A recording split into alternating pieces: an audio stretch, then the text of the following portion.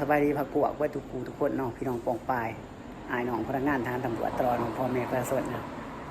สวัสดีทุกคนนะ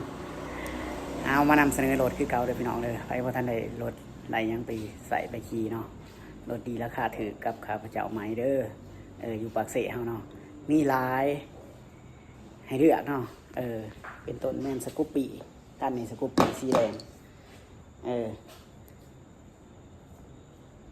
นี่เรียบร้อยพวกมันเขามาใหม่นะพี่น้องเนาะตัวนี้เป็นปี2019เด้อหลายขั้น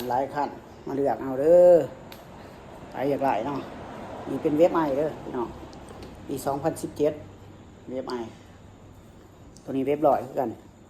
เป็นปี2021คันนี่เนาะมีลายหลากมากสีเนาะสีแดงสีลำสกู๊ปก็มีเด้อพี่น้องเด้อสีฟ้าก็มีเนาะพี่น้องเนาะ